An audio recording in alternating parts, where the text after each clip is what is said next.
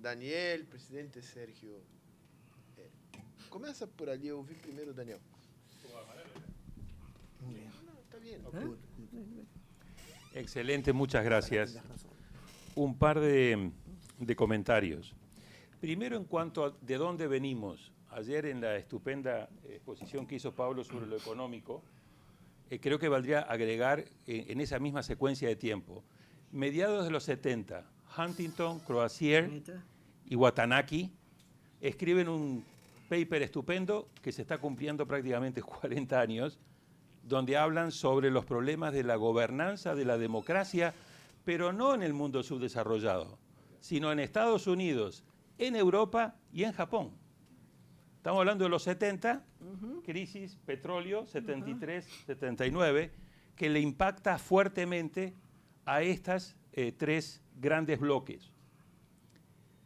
Y ese es un tema que Huntington utiliza su libro del 68 y dice el problema es un exceso de inclusión y un exceso de demanda. Un exceso de demanda que está inflacionando a la democracia y la está volviendo incapaz de poder responder a esto. Creo que esa es una nota de pie de página que tenemos que tomar en cuenta. 7, 8 años después hay una reconfiguración geoeconómica y geopolítica, por eso me gustó mucho que veamos estos movimientos que están ocurriendo subterráneamente y que si no le ponemos atención no nos explican, y viene la conjunción de Reagan, Thatcher y Juan Pablo II. Y eso genera en lo político una transformación estupenda porque ayuda a expandir a la tercera ola a Europa del Este, y luego caída del muro de Berlín en el 89, y luego disolución de la Unión Soviética, pero en lo económico, chao Estado. ¿Se acuerdan el famoso informe que hace el Banco Mundial sobre el Estado es el problema? Welcome to the market.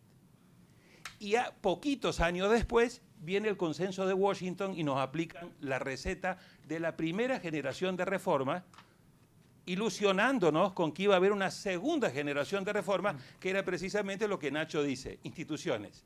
Esa segunda agenda de reforma, fortalecer justicia, parlamento, todo quedó en el olvido. Lo que se aplicó fue la primera generación de reforma. Entonces, este me parece que es un elemento muy importante para poner cosas en contexto y preguntarnos, de esta estupenda conversación que tuvimos hoy en la mañana, que no me voy a cansar de agradecerles, ¿qué consecuencias va a tener en términos políticos, de valores económicos y geopolíticos para la democracia en general y para la democracia en particular? Y si queremos agregarle complejidad, no pesimismo, tenemos que incorporar, yo creo, de manera mucho más plena el impacto brutal que la revolución industrial va a tener en la reconfiguración del empleo, porque hasta ahora el empleo te ordena mucho a la sociedad.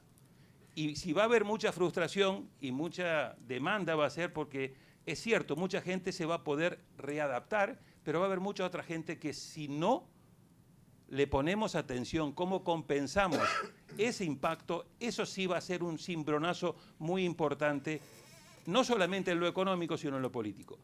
Nadie está discutiendo, ni analizando, ni estudiando seriamente el impacto de la cuarta revolución industrial en el tema de la gobernanza. Entonces ese me parece que es un tema que, mirada de futuro, esta alianza de instituciones creo que deberíamos ponerle más atención. En términos de dónde estamos hoy, yo diría que si utilizamos un indicador como el de la inteligencia, la unidad de inteligencia de The Economist o los nuestros informes que hacemos en IDEA, yo diría que tenemos un elemento de heterogeneidad. Hablar de la democracia en América Latina no es propio, tenemos que hablar de las democracias. Y yo diría que los podemos clasificar, sin perjuicio que después siempre es criticable, en 4 grandes bloques. Tenemos las democracias que podríamos llamar full democracies, que de acuerdo a The Economist son 2 o 3. Chile entra y sale, pero siempre por lo general está Costa Rica y lo que yo llamo el rincón nórdico de América Latina, que es Uruguay, que es una cosa totalmente... Mira, el nuestro noruego... Se equivocaron de barrio. Pinta de noruego. Segundo, tenemos las que se llaman de Flow Democracy, que ahí están la mayoría de los países, incluido Brasil, incluido Argentina, etc. Pues tenemos un tercer grupo que son los que podríamos llamar las illiberal democracies, donde básicamente tenés 2 de los 3 países del Triángulo Norte, en este momento Guatemala y Honduras, y tenés 2 países de América del Sur con un tercero que puede entrar o salir. Con Correa, Ecuador estaba ahí, con Moreno hasta hace una semana no estaba ahí, yo creo que ahora vuelve ahí, con todos los problemas que hubo, y después tenés a Paraguay, y tenés obviamente el tema de Bolivia, que este fin de semana vamos a ver qué ocurre. Y después tenés 3 países clasificados como claramente autoritarios. Tenés a Cuba, tenés a Venezuela y a Nicaragua. Yo sacaría a Honduras de iliberal y lo pongo más en autoritario porque creo que ahí tenemos una situación mucho más compleja. Por lo tanto, creo que tenemos un gran nivel de heterogeneidad que cuando hacemos el análisis tenemos que ser muy cuidadosos porque acá son todos pacientes que tienen gripe, pero cada uno tiene una gripe diferente y los anticuerpos institucionales son diferentes y me parece que hay que tomarlo en cuenta. Y cierro con esto. A mí me gustó mucho el penúltimo libro de Fukuyama, una vez que se le pasó la resaca del fin de la historia, y me gusta mucho más el Fukuyama después del fin de la historia, porque creo que ha madurado mucho, del Political Order and Political Decay. Porque él dice, básicamente, es como un carro que tiene 3 caballos. Tenés la democracia liberal, tenés el Estado y tenés el rule of law. Y para que el país avance, esos 3 caballos tienen que marchar a un paso más o menos acorde. ¿Qué pasó en América Latina? Nosotros, sin haber hecho el avance en rule of law, sin tener un verdadero Estado en muchos casos, y sin tener condiciones socioeconómicas de un welfare state, etcétera, avanzamos mucho en la democracia liberal y le pusimos un montón de demandas ciudadanas, o sea, un montón de derechos a los cuales hicimos creer a la gente, tú eres ahora de clase media y tú puedes exigir y eres titular de todos los derechos. Sale a la calle y reclámalos. Y estas democracias están encontrando este problema serio. Hoy hablamos del tema de narcotráfico y de violencia. América Latina tiene el 8% de la población, el 35% de los homicidios. Bueno, uno de los problemas que tenemos fundamentalmente es muy mal rule of law. 95% de impunidad en muchos de estos delitos, o con el tema de la corrupción, o con el tema de la falta de seguridad jurídica. Entonces creo que la gran tarea, segunda gran tarea, ponerle foco al tema de la gobernanza. No nos hace falta únicamente una democracia de buena calidad, nos hace falta también un buen gobierno. Y por el otro lado, cómo avanzamos paulatinamente en materia de fortalecer la democracia representativa, pero avanzar también en el tema del rule of law, y no me voy a cansar de decirlo. Tenemos y necesitamos un Estado, no un Estado grasoso, omnipresente, pero sí un Estado estratégico, con buena fiscalidad, con buen funcionarios, o sea, acá tenemos una deuda con Weber de prácticamente 100 años, y por sobre todas las cosas, capaz de poder dar buenas políticas públicas que den resultados a la gente. Porque lo que la gente está diciendo es, no estoy encontrando los resultados en esta revolución de expectativa que hemos generado. Entonces, la década pasada fue para mí la mejor década de América Latina porque sacó 60, 70, 80 millones de gente de la pobreza y la metió en so-called clase media. Ahora esa clase media tiene una revolución de expectativas y acá como empecé hablando, con una inflación de demandas que está generando unas crisis de gobernabilidad y unas crispaciones sociales que son lo que explican el libro muy bueno que citaba Ignacio de Daniel Innerarity, ¿por qué estamos indignados con la política? Y no solamente estamos indignados con la política, todos los indicadores del Latinobarómetro y de la POP que son dados a conocer hoy muestran que además de la indignación con la política hay una fatiga democrática, justo cuando la región cumple los 40 años de haber iniciado la tercera ola democrática. Así que tenemos que tomar control de esta crisis de la mediana edad, que yo llamo, de una democracia que a sus 40 años comienza a enfrentar este tipo de desafíos de cara. Y suscribo plenamente el tema del posibilismo reformista. Creo que frente a esta coyuntura hay que hacer un bias for hope, porque no nos queda otra. Gracias. Presidente.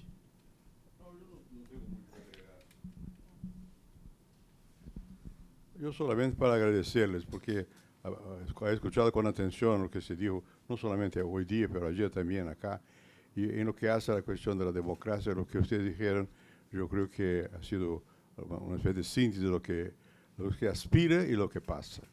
Lo que aspiramos en general ahora es consolidar la democracia representativa. pero, de hecho, la democracia representativa existe con los partidos, sin ellos no existe, y el pueblo está muy aparte de esa cuestión. Los datos son ahí, son claros, es verdad, ¿no? ¿Por qué? Porque había que preocuparnos también con lo que en el Club de Madrid, que se organizó juntando expresidentes demócratas, la idea era una democracia capaz de to deliver, de entregar. Y por las razones ya mencionadas acá, las expectativas crecieron mucho y hay dificultad. Y no solamente porque falta gobernabilidad, sino también porque hay falta medios para entregar. Cuando hay la coincidencia de que hay una relativa, no abundancia, posibilidad de medios de vida y simultáneamente una buena gobernabilidad, la gente se siente más contenta. Cuando eso no existe, se siente un poco amenazada por sus expectativas no han sido llenadas. Ahora, claro está que cuando se hace la pregunta está en abstracto. Cuando se termina la democracia, ahí la gente no le gusta tampoco, salvo si hay crecimiento económico. Como vivimos aquí en Brasil en varios momentos eso. El peor momento después del gobierno probablemente Médici fue el que más apoyo tuvo, ¿no? Yo me acuerdo de las estadísticas electorales ahí de la región de Obreros, São Bernardo, por ahí alrededor, era donde había más apoyo a la Arena, que era el partido de gobierno. Bueno, en el caso brasileño hay la particularidad de que la tradición de las clases dominantes de respetar algunas reglas del juego son muy antiguas. Tenemos tradición de elecciones, no sé cuánto, del imperio, y muy fuerte, con los partidos, puede ser una imitación de los partidos europeos, pero sí funcionaba una imitación de lo que pasaba en el mundo. Y eso siguió. O sea, hubo muy pocos momentos en la historia brasileña, desde que el Congreso se inauguró con Pedro I, que fue en 1823, hasta ahora. El Congreso estuvo cerrado, qué sé yo, máximo 10 años. Isso. Máximo 10 años. Aún, 5 no Estado Novo. Y eso siquiera. no llega a 10. Sí, y la verdad que aún los gobiernos dictatoriales había el Congreso y había un juego de posibilidades de expresión, de opinión, de voto. Yo llegué al Congreso cuando todavía estaba Figueiredo, que era un presidente que no fue elegido por el pueblo, ¿no? Y el Congreso ya continuaba funcionando, o sea, la aspiración de la existencia de alguna institucionalidad siempre hubo. La creencia de parte del pueblo de que esa institucionalidad funciona o no depende de las condiciones que la economía genera y que el gobierno es capaz de aprovechar y dar beneficio a la gente. Bueno, hubo momentos en que aquí se calificaba a los gobiernos de acá como populistas, básicamente con Vargas, que no tenía mucho que ver con el populismo actual.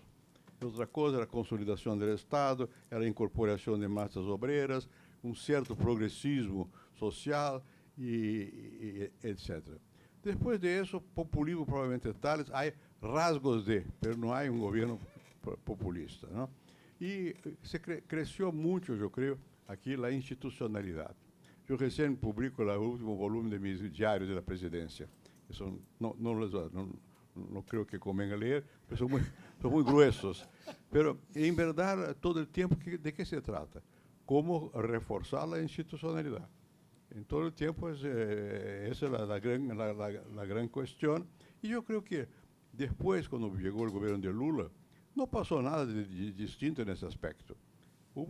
También fue un gobierno que respetaba las reglas, ¿no?, del juego, ¿no? A veces la gente toma como si fuera un gobierno que va a terminar con la democracia. No fue lo que pasó. Bueno, ni siquiera el gobierno actual. Si uno toma al pie de la letra que ellos piensan y dicen, la semana pasada hubo un congreso de la derecha conservadora en Brasil, novedad. Bueno, auspiciada por la gente muy cercana al presidente. Pero es un anhelo. En la práctica es más complicado, porque las instituciones están la Suprema Corte, está el Congreso, la imprensa es libre. Entonces, no hubo propiamente un cambio profundo. El gobierno es de derecha. Él asumidamente es de derecha. ¿Qué quiere decir eso? Es atrasado. No es de derecha en un sentido conservador. No. es un gobierno atrasado, es contra la diversidad vocalmente, pero cuando va a hacer, encuentra resistencia, no logra. O sea, yo soy hirschmaniano. Yo creo que hay posibilidades, a despecho de todas las dificultades, son innegables las dificultades, y hay que mantener viva la llama, hay que creer en la posibilidad de fortalecer las instituciones, mantener la creencia en la representación del pueblo, no sé cuánto. Ahora, como yo traté de señalar muy despacio cuando pude hablar aquí ayer, eso está complicado porque los medios de comunicación cambiaron mucho. O sea, las instituciones tienen menos peso que los impulsos que se transmiten por personas, por la red.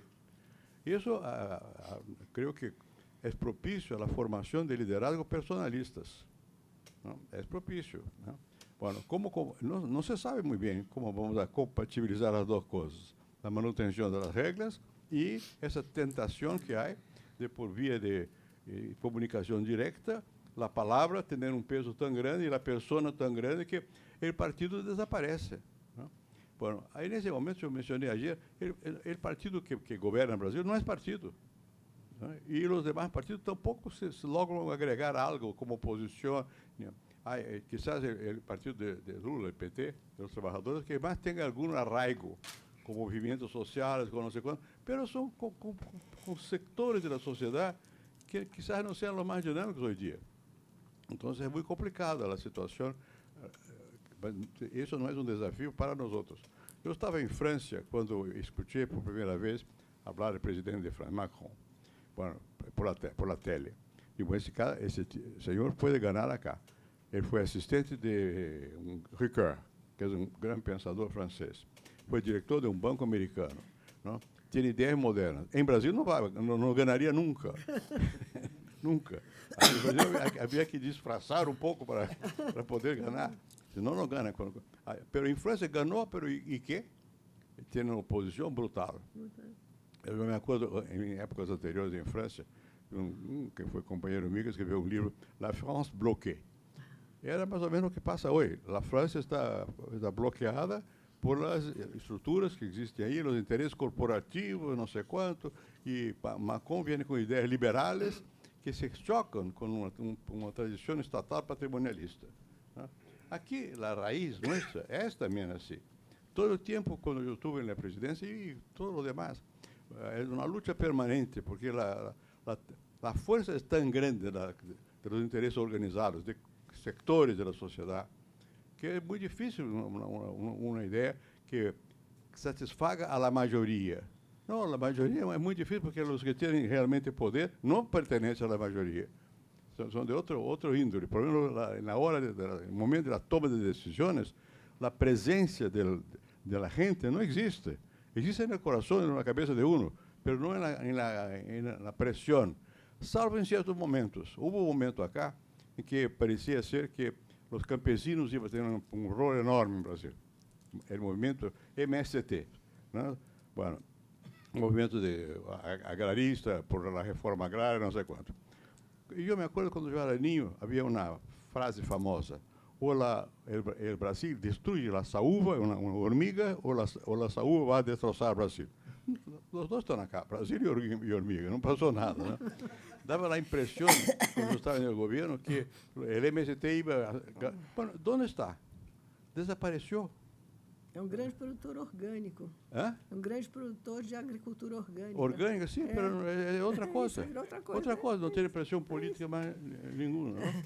Bueno, então não é que tomar a nuvem por juno.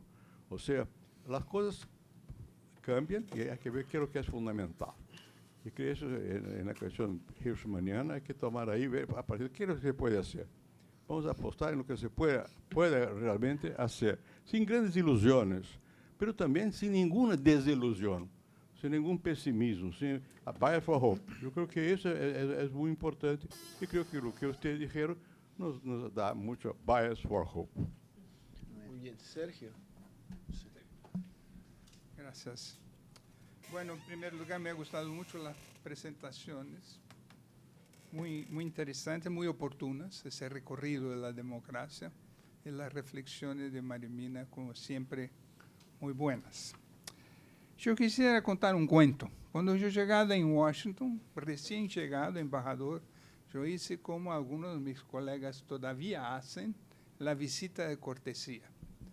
Puede no pasar nada, ser una tontería, pero puede ser una conversación interesante. Y yo he tenido una conversación muy interesante con el embajador de Francia, que salió hace poco, Arou. Y él estaba muy impresionado con el uso que hacía Trump del Twitter. Él dijo, pero esa es diplomacia de Twitter. Y él paró y dijo, o este puede ser el camino de la diplomacia. Y era.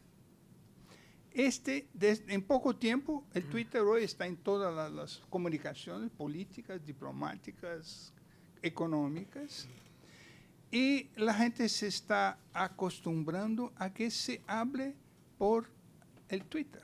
El Twitter de Trump tiene 40 millones de seguidores.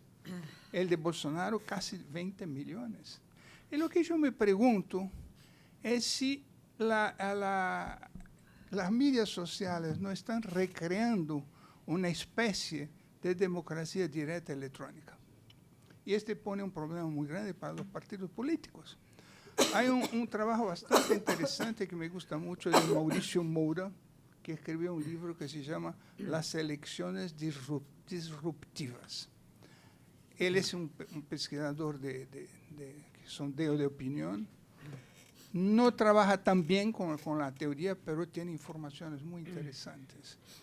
Y lo que él dice, sí, pues la victoria de Bolsonaro no es algo tan sorprendente. Y él puede decirlo porque en principio del año él había dicho que él era el más competitivo de los candidatos. ¿Y por qué? Porque él planteaba cuestiones sobre dos temas, corrupción y criminalidad, que representaba 80% de la demanda de los electores, mientras que los partidos políticos y sus candidatos estaban en el pasado. La candidatura de Alckmin, que ha tenido 4%, después de haber sido gobernador 3 veces en São Paulo, fue impresionante. Él hizo la campaña del pasado, la última campaña, no la campaña del presente. Y eso pone una cuestión interesante, que es ¿qué es lo que los partidos políticos en aquel entonces podrían hacer? Sí, ellos no estaban capacitados de acompañar los movimientos de la sociedad, que cambiaba en una velocidad mucho más grande. Hoy día yo no sé si están equipados para representar lo que piensan los electores, pero seguramente más de lo que era antes. Y lo que sorprende es que los partidos políticos han perdido su función, una de sus funciones principales, que es elegir, porque se puede elegir por la media social, pero no se puede gobernar sin los partidos políticos. Y esto es una cuestión que se va a tener que arreglar, y yo creo que es una cuestión de tiempo, que las instituciones siempre vienen después de los cambios de la realidad. Y yo estoy de acuerdo también con la idea del populismo, porque lo que se ha mostrado en Brasil es que las medias sociales están con la democracia directa y están también con el populismo. Quiere decir, la antinomía entre democracia y populismo no es necesariamente una realidad, y esto lo que aquí se está viendo. Bueno, ahí la elección, la última elección, claramente el presidente que está, nuestro presidente de ustedes por lo menos, se eligió por la agenda negativa, contra el PT, el Partido de los Trabajadores, contra la corrupción y contra el desorden criminal. No fue una agenda positiva, fue una agenda negativa. Y fue por intermedio de esos instrumentos modernos realmente que los partidos no captan, no son capaces. Yo dije, ya mencioné, yo desistí. ¿Por qué no hacer directorios de partidos virtuales por la red? Porque la gente no va a salir de casa durante la noche para encontrarse con un pequeño grupo para discutir pequeñas agendas locales. Hay que ser virtual. No logro. Aquí los que están en el poder tienen siempre mucho acceso por los medios. Pero no solo, los que están también en la televisión o en el fútbol. son millones de personas que le siguen. Pero siguen, si uno va a buscar o qué, es nada, es la vida cotidiana. No están expresando una visión, no, aquilo que está pasando. Instagram, entonces, es tremendo, porque todo el tiempo Instagram, no sé cuánto, eso aquí ya si fuéramos realmente conectados, ya hubiéramos enviado varios Instagram, varios mensajes por Instagram de nada, las fotos de la gente que están aquí. Bueno, pero eso es una realidad. Y el gran desafío creo que serve, tú también planteaste, o sea, hay que gobernar. Entonces, elegirse es una cosa, gobernar es otra cosa. Y frecuentemente, ¿cómo se elige por impulso? Hay después la decepción, por la incapacidad de deliver, de entregar políticas públicas competentes. Esa vinculación entre una cosa y otra no está claro cómo se va a hacer en el futuro. Un solo comentario muy simple. Es difícil desgranar en los datos de evaluación de desafección en relación a democracia lo que es desafección con los procedimientos de la democracia y que es insatisfacción con la capacidad de entrega del Estado, ¿no? Que son cosas muy distintas. Que afectan una a otra. Muy bien. Comentarios finales. Estamos súper sobre la hora. Una frase. Solo una frase sobre lo que dice el embajador Sergio Amaral. Yo creo que todos somos conscientes de que no solo la diplomacia de los Twitter, la política de los Twitter y todo lo que sabemos, las elecciones, ¿no es cierto?, el impacto. Pero hay un aspecto, yo creo, en que los partidos son absolutamente insustituibles, no solo de gobernar, que por cierto aquí se ha dicho, pero es contribuir a la formación de la voluntad colectiva, ¿no? Y esa función de los partidos en la democracia representativa es insustituible, con Twitter o sin Twitter. Esa es mi impresión y veo que Arturo Valenzuela está sintiendo. Yo quería hacer... Sí, Creo. En la conexión chilena. Primero, María Herminia, ese. No, yo quiero hacer dos observaciones respecto a eso, entregar. Cuando apareció esa literatura sobre las nuevas clases medias, etc., yo con un colega hicimos un survey con ese grupo, con la gente que había mejorado. Y cuando tú preguntas por qué mejoraste, la respuesta es Dios, mi propio esfuerzo y la familia. Y a los que peoraron, la culpa es del gobierno federal, del gobierno estadual. Dios no tiene nada que ver con eso, pero es eso, o sea, la manera como las personas perciben lo que les pasa es un poco distinto de lo que... Ese en primer lugar. La otra cosa dice respecto a los distintos medios, etc. Yo estoy totalmente de acuerdo, estamos en un mundo nuevo, sabemos poco.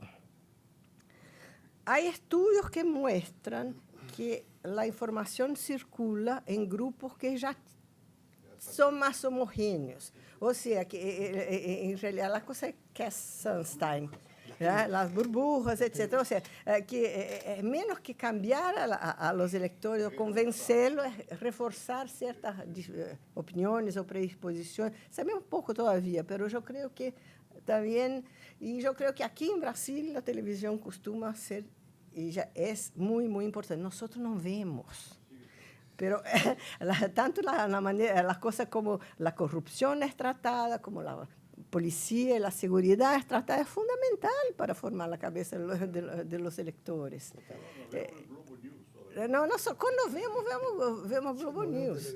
Y así que yo creo que la televisión fue fundamental en todas las crisis, desde 2013 hasta ahora.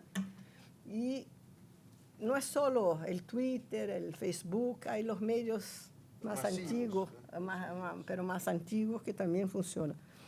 Sergio.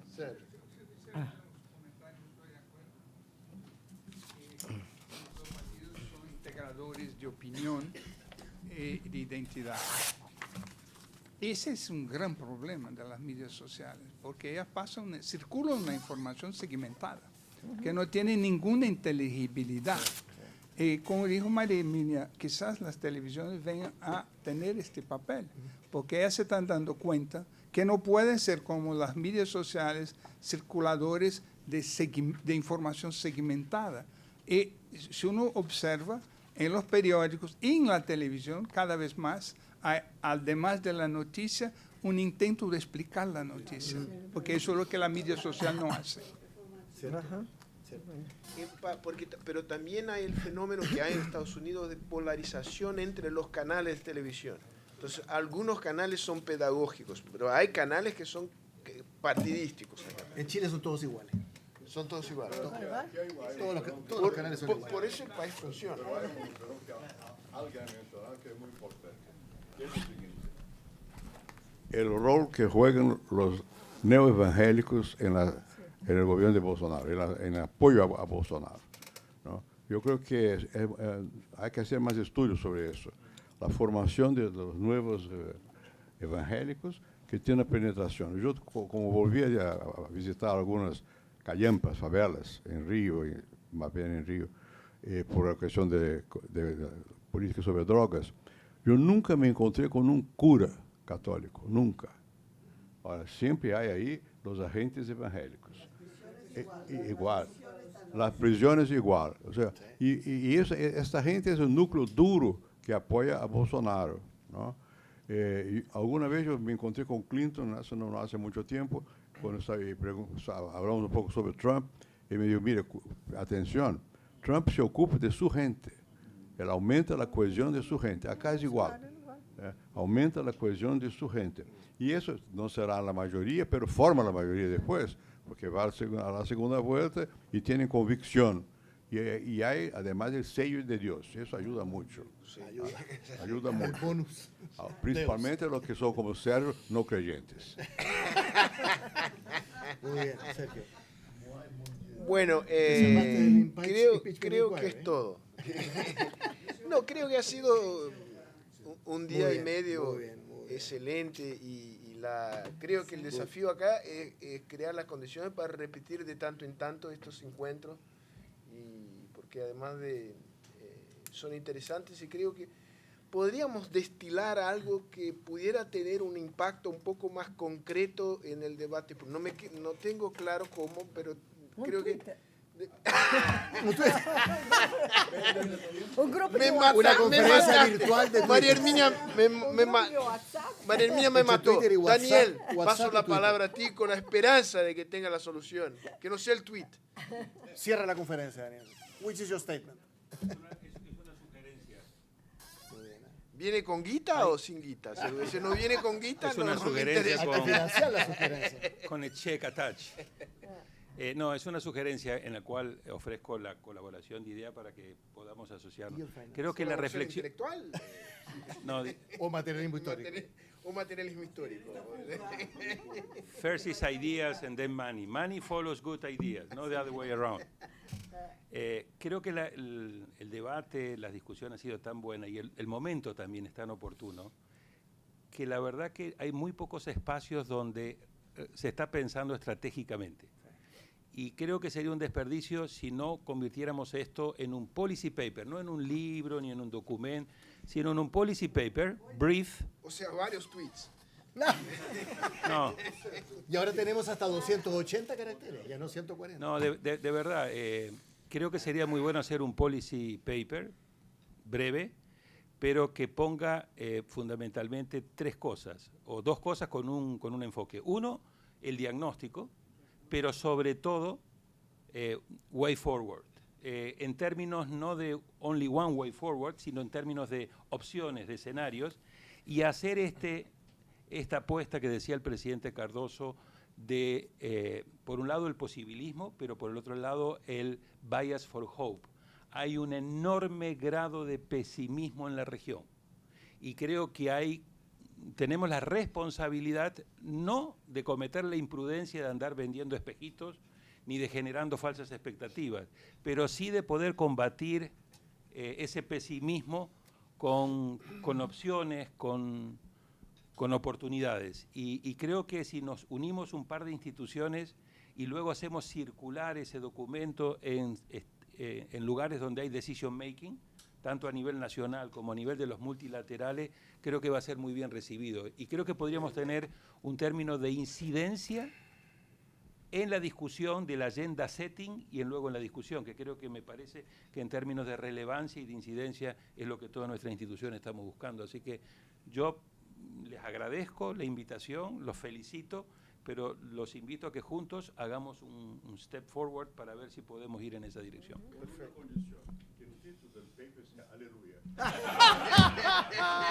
Muy buena. Y el subtítulo en vez del pesimismo. ¿Qué quiere decir aleluya?